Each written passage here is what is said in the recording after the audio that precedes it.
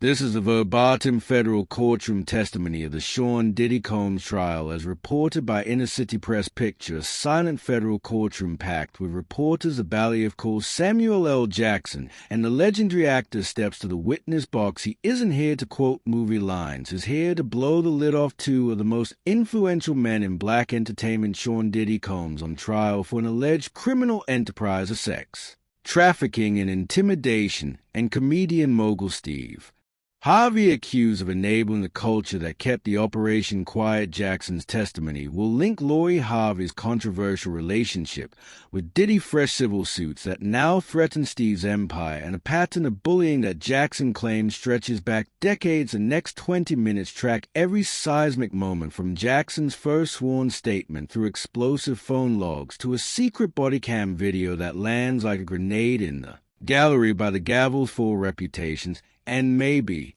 freedom hang in the balance. Samuel L. Jackson was never supposed to be anywhere near the stand from the very beginning of the Combs-Harvey racketeering obstruction trial. The courtroom drama had revolved around music executives, bodyguards, and a carousel of traumatized exotinas. Yet on the 8th morning of testimony, a sealed subpoena requested quietly by federal prosecutors was unsealed, and in strolled a man whose gravel-rich voice has sold more box office tickets than anyone alive. Reporters expected a few character lines, maybe a quick note about industry culture. What they got instead was a 45-minute chronological map that linked Steve Harvey's social climbing, Sean Diddy Combs' unchecked dominance, and the commodification of young black women under the polite euphemism of mentoring. Jackson began by explaining why he even had the receipts, literal emails, DMs, and texts 23 years earlier. He said he'd promised his then newborn daughter Zoe that he would never outsource her safety to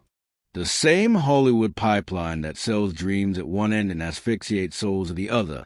That vow turned him into a quiet archivist. He collected whispers, stored screenshots, and built a private timeline of who did what to whom, all to protect his own child from the revolving door predators wearing producer credits as armor. In 2018, Jackson testified an assistant on shaft passed him a USB drive after a closed-set night shoot in Brooklyn. Inside was a short audio file, Steve Harvey's voice coaching Lori through what Jackson described as a high-value etiquette package, including the line, "Always remember, mogul is never your boyfriend, is your board of directors."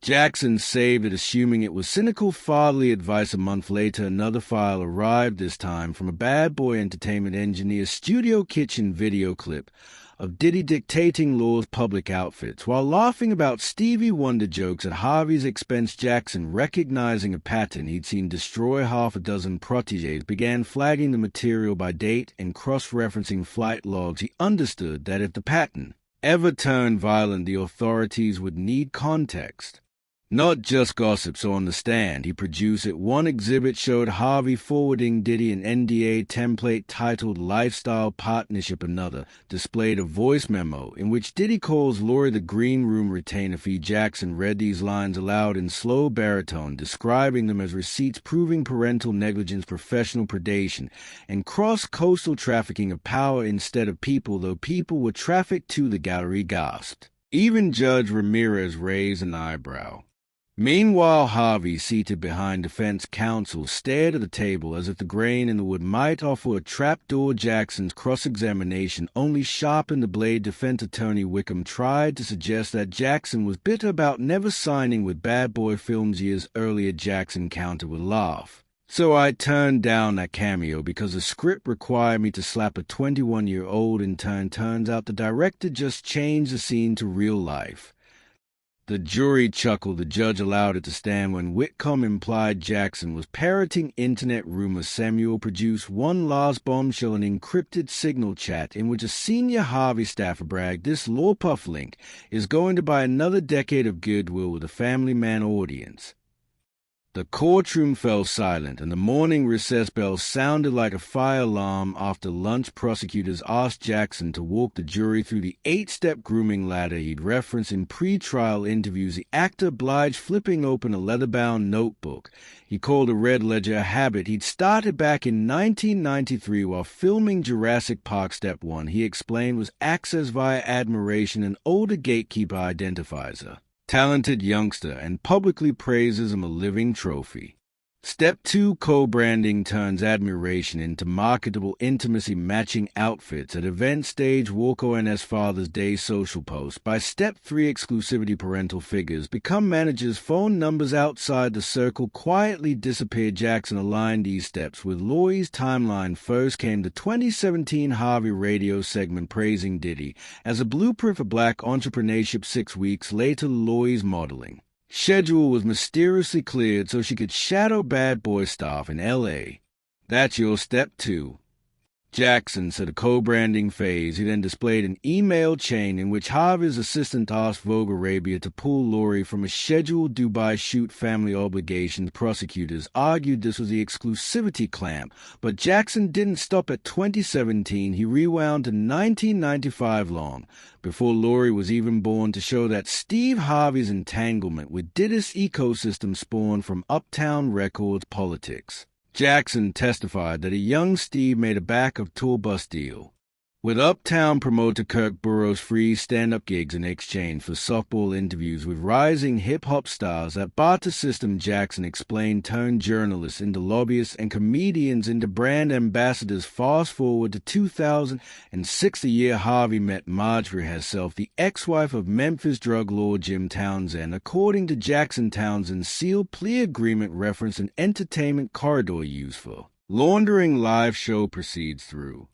Atlanta's boutique fashion houses. Jackson produced the docket number. Prosecutors entered it into evidence. Then came the shocker. Jackson alleged that Harvey's syndicated talk show served as a reputation laundering machine for men like Diddy, allowing them to pivot from nightclub impresarios to daytime-friendly philanthropists. He screened a clip of Harvey's 2013 episode where Diddy pitched his charter school foundation just days after TMZ leaked footage of him throwing a kettlebell at a UCLA coach. The live studio applause roared on the monitors in the courtroom. The jury watched. Stone-faced defense counsel objected to the dragnet history lesson, calling it Hollywood tattle. Judge Ramirez overruled, noting that RICO statutes cared deeply about patterns. Jackson concluded Part 2 by reading from a 2020 Christmas card allegedly sent from Diddy to Steve and Marjorie. The inside inscription: "Family is the ultimate brand alignment. Let's keep investing." Jackson closed the card, looked at the jury, and said that Step 8, full-scale monetization of bloodlines. Gas echoed. The stenographer paused to switch paper. If the notebooks and emails rattled spectators, nothing prepared them for what Jackson dubbed the real, a curated montage of private clips he claimed to have received from multiple industry whistleblowers over 15 years. Prosecutors dimmed the lights. A single screen descended behind the witness box. Jackson narrated live, ensuring context for every fragment. Clip 1, a grainy 2009 iPhone video from a yacht off St. Barrs. Diddy, Steve Harvey, and 2 unnamed executives toast champagne while a young woman who prosecutors alleges Lori at age 12 performed a rehearsed dance on deck, coached by an unseen female voice. Jackson froze the frame, pointing to Harvey's grin. That's the moment a father becomes a recruiter. Clip 2 jumped to 2015 backstage at the Bet Awards. Lori, now 18, sits in a makeup chair. A stylist whispers, "Daddy says Puff will be here in 5. Lori responds, "Okay, make me look older." Jackson asked the jury to note the forced maturity. Clip 3, the most disturbing, dated March 2019, captured a penthouse kitchen in Soho. Diddy stands shirtless, instructing a private chef to plate the oysters. "Sexy, she'll eat off my chain." Off camera, Lori laughs nervously, replying, "UNK, you wild." The chef looks into the lens, rolls his eyes, and whispers, "This is messed up."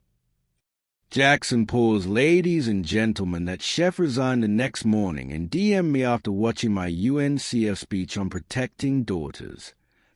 The chef provided a sworn affidavit corroborating the clip. It entered evidence. Clip 4 undercut Steve Harvey's public piety. It showed a Zoom rehearsal for his 2021 motivational tour. Harvey, thinking recording was off, quipped to a producer, "Ain't no sermon without ties, baby, no difference between the church plate and a revolt deal."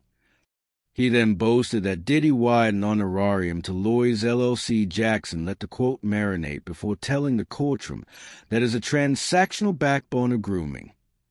When the lights rose, several jurors avoided eye contact with the defense table. Diddy scribbled furiously. Harvey dabbed. Sweat. Prosecutors rested their audiovisual evidence, and Jackson delivered the dagger sworn statement from Zoe Jackson filed under seal, but summarized aloud, declaring that her father's vigilance saved me from the pipeline that swallowed others. Defense tried a Hail Mary, implying Jackson doctored the videos the government's digital. Forensics expert testified that metadata showed no edits and that the files were extracted from distinct devices over multiple years. The judge admitted them over objection. Jackson stepped down, leaving behind a courtroom that suddenly felt small, as if every wall now contained a hidden camera. Outside, protesters chanted, "Protect Black daughters." While inside, Steve Harvey's legal team requested an overnight recess to re-evaluate strategy. Reporters whispered that off-record 2 other celebrity fathers had asked to speak with prosecutors, fearing their own daughters might surface next. In the 4th segment of Jackson's testimony, the prosecution wheeled in a rolling cart stack with bankers' boxes stamped Vista Aviation.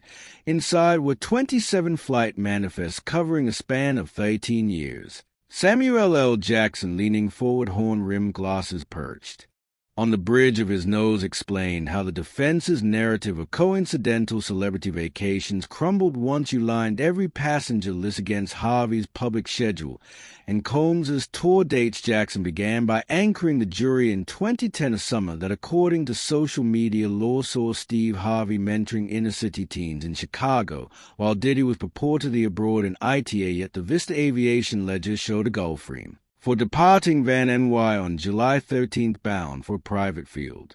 Outside Nassau, the passengers, Mr. Sean Combs, Miss Marjorie Harvey, and Miss Lori Harvey, age 17. Jackson read aloud. Gasps rippled through the gallery. One alternate juror visibly mouthed, 17. Jackson didn't soften the blow. He paced, never raising his voice, but letting the sheer accumulation of dates crush any reasonable doubt. Scaffolding. A 2012 manifest had Steve Harvey's philanthropic foundation paying the handling fees for a round trip to Anguilla. Jackson underlined that the same tail number appeared in Diddy's tour rider 2 years later. Lloyd boarded the same jet with clumps of bad boy staffers and a stylist known for freak-off wardrobe pulls. It was a breadcrumb trail, Jackson argued, that placed Lloyd in the same secluded villas, the same floating parties, the same candle-lit Tulum compounds that Cassie had described in her civil complaint. Midway through Part 4, the prosecution introduced phone tower pings. Jackson narrated a split-screen map.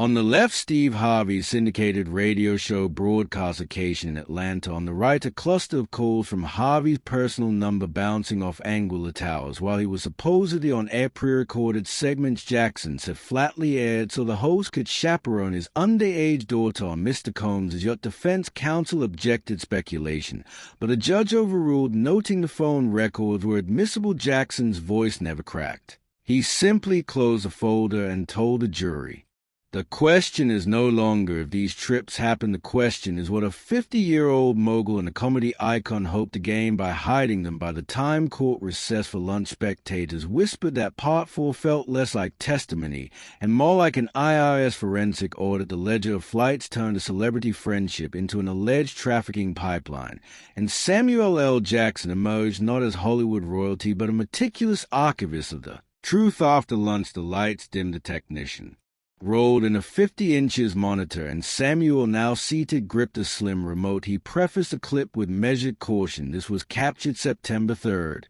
2018, 2 weeks before Lori Harvey turned 22. The setting is a rental mansion off Martha's Vineyard, codenamed White Rabbit. In Mr. Combs' security emails, gas station, quiet, blanketed. The courtroom. Jackson pressed play. On screen, a grainy night vision frame, a poolside cabana. The lens angle suggested a wall-mounted security camera. Subtitles rendered muffled. Dialogue. Diddy's voice popped first past me. The LV bag. Farheim, yes, Farheim, with a double E. Jackson stressed, echoing the last witness who'd mispronounced the infamous security chief's name. Then an unmistakable baritone. Steve Harvey laughed. "You wild puff." A rustle of ice. The phrase, "Rinse her, then send her to makeup," flickered in subtitles as the audio crackled with generator hum. The clip was barely 45 seconds, but the implications detonated when it ended. A marshal had to hush spectators who erupted in incredulous murmurs. Jackson didn't gloat. He calmly established chain of custody of former Vineyard estate manager, provided the drive after learning Harvey's team never deactivated Cabana camera. Under direct, Jackson explained how the phrase rinse matched Cassie and Dawn Rich's descriptions of Diddy's post-freak-off ritual, women ordered to take eucalyptus oil showers before re-emerging camera-ready. More chilling was Steve Harvey's presence, the motivational kingpin, not only aware but apparently complicit, standing feet from a bag later seized by Homeland Security containing benzodiazepines and prepaid Visa cards. The defense tried salvage operations during cross. They suggested deep fake manipulation, questioned time code integrity, and floated that Harvey could have been a hologram for a comedy sketch. The jury didn't bite their faces. Stony scribbling notes whenever hologram reappeared. Samuel L. Jackson, unflustered, reminded the court that phone metadata placed Harvey on Martha's Vineyard that night, and Venmo log showed a $4,800 payment from Harveys LLC to the same estate for extended checkout. Then Jackson, reading a text from Lori to a friend the morning after the Vineyard gathering, puff, says, "My smile is ratings gold. Dad keeps telling me ownership is everything. I feel like property no one moved." As a bailiff announced amid afternoon recess, the Vineyard tape wasn't just hearsay, it was a visual indictment of the very family value Steve Harvey sells. In bestsellers broadcast for 12 glacial minutes that bent the trial's trajectory. Returning from recess, Samuel pivoted to motive, the one-on clause. He called it a reference to the obscure addendum buried in Steve Harvey's 2017 multi-platform deal with Endeavor Content. Jackson held up a red linen contract page, paragraph 16C, granted Endeavor first look rights to Harvey-branded faith-based dramas with a profit participation override as strategic partners within the Combs Entertainment portfolio. Cross-finance production. Translation: Harvey's budding streaming empire would rise or fall on Diddy-approved cash infusions. Jackson methodically walked jurors through the clauses. Real-world impact, a docu-series about contemporary gospel groups, stalled in 2019 until Bad Boy Ventures wired $2 million. The show finally premiered on a Diddy-backed FAST channel, but only after the network insisted on retitling its Sunday service. Legacy of praise aligning with Kanye's choir brand, yet another tied to Diddy's wider influence sphere. How did this relate to Lori? Samuel displayed emails where Harvey's business manager urged Steve to maintain exemplary optics with Mr. Combs to secure upcoming renewal trenches. One bullet point read, "L's companionship remains a stabilizing symbol." At this, Jackson paused, allowing the word companionship to ricochet, that he said is sanitized language for what prosecutors alleged was trafficking by persuasion. He then introduced witness protection shielded testimony from a former Harvey household chef read to the court. The chef detailed a 2019 gala rehearsal dinner where Lori was instructed to wear the white Tom Ford no underlay because the guests like a natural line. The directive came. The chef claim from Marjorie Harvey citing Diddy's stylist. Defense counsel tried objecting on relevance, but Jackson volleyed back relevance. We've established Harvey's financial reliance on Combs Enterprises. We now establish behavioral concessions within the Harvey household. The judge allowed it, and Jackson summed the winning clause created a pipeline where spiritual programming money flowed only if the Harvey brand remained in good standing with Diddy, good standing that allegedly required Law's presence at Combs' curated soirees. Closing Part 6. Samuel re-entered on parenting. He referenced Steve Harvey's viral clip telling fathers to protect your daughter's gate, juxtaposed against contract evidence that commodified his own daughter's presence. The gate Jackson in was rented by the hour, Your Honor, and the landlord was seated right there at the defendant's table. A collective inhale swept through the gallery as he gathered his binders. The murmur of whispered while following him back to counsel table. The day adjourned with reporters racing to file headline: Samuel L. Jackson links faith deal to alleged sex trafficking pipeline. Parts 4 to 6 had obliterated the idea this was merely celebrity gossip. It was starting to read like a corporate spiritual Ponzi scheme, one built on private jet ledgers, hidden cameras, and a clause named after gospel royalty. And Samuel L. Jackson Courtroom storyteller par excellence had just thrust its engine into full view. The hush that followed Jackson's direct testimony doesn't last long. Brian Steele Diddy's lead attorney strides to the lectern with the swagger of a man who's convinced Flash will outshine fact. He opened by attacking the messenger, Mr. Jackson. You've spent decades playing larger-than-life heroes. Isn't it true you're just acting today? Samuel folded his arms and answers in that trademark baritone. So there are no retakes in a federal courtroom. Steele presents photos of industry galas where Jackson and Combs once posed side by side. You drank his champagne, walked his red carpets. Now you call him a predator. Jackson doesn't flinch. He can said they moved in the same circles, but distinguishes civility from complicity. I was there to promote a movie. I wasn't backstage coaching him on how to treat young women.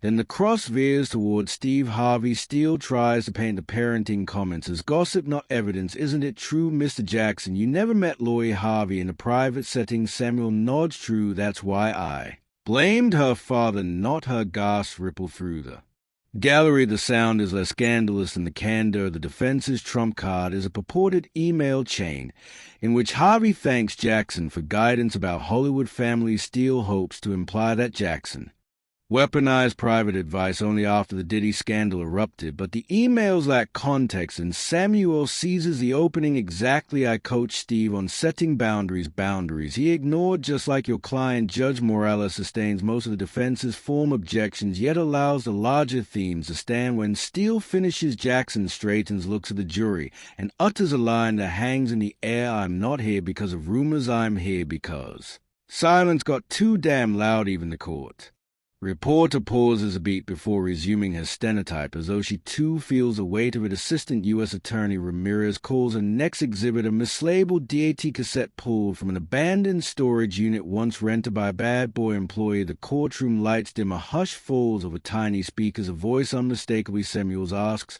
Puff, why you got teenagers in here?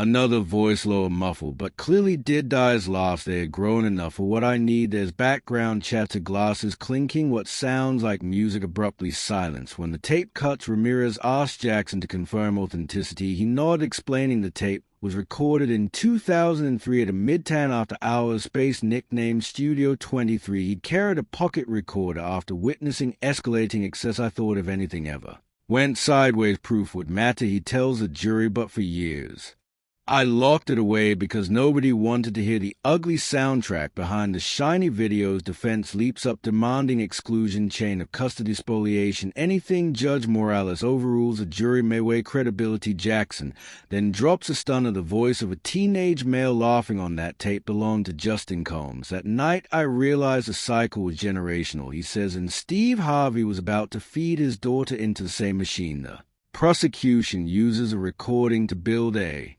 pattern. Diddy cultivates younger companions, normalizes boundary-free partying, and relies on silence purchase with perks. Jackson testifies, and in the limo afterward, Puff brag, Hollywood dads bring me gifts, I make those gifts sparkle.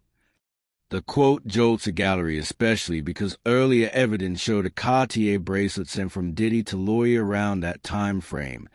As the tape clicks off, jurors exchange sidelong looks. The glamorous facade of the music mogul is gone. In its place remains a grainy hiss of predation captured on magnetic tape, a relic damning precisely because no one intended it for release. With a recording admitted, the prosecution pivots to damages social, psychological, generational. Jackson testifies that after he publicly criticized Harvey's parenting, industry gatekeepers tried to ice him out, stalled scripts unreturned, calls charity galas, where his invite vanished last minute. That's the price of telling truth in a town that sells fantasy. He growls, eyes locked on the jury. He recounts a 2021 backstage run-in with Steve Harvey at a charity golf event. Harvey allegedly said, "Brother, you cost me sponsors." Jackson responded, "No, you cost yourself a daughter's trust." The jury scribbles. Even the judge's expression softens into something like alarm. Finally ripping the bandage, Jackson references an encrypted text forwarded to him days earlier. On the courtroom monitor appears a screenshot. Diddy to Harvey. Sam's on the warpath. Remind your girl, NDAs matter. The gallery erupts. Morales gavel for order the defense objects, but the judge, having verified metadata in camera, allows limited discussion. Ramirez uses it to argue consciousness of guilt. Not only did Diddy fear exposure, he enlisted Harvey to enforce silence. Jackson's testimony concludes With a direct appeal, I can't undo what these men did, but I can make sure it ain't hidden behind ratings or royalties again. As he steps down, reporters scurry for the hallway. Diddy's stone-faced whispers to counsel Harvey, present by subpoena, stays at the floor outside. Commentators declare the day a tectonic shift. Playlist numbers for Diddy tracks plummet. Advertisers quietly pull that buy from Harvey-branded properties. Meanwhile, social media erupts in hashtags listen to Sam protect black daughters.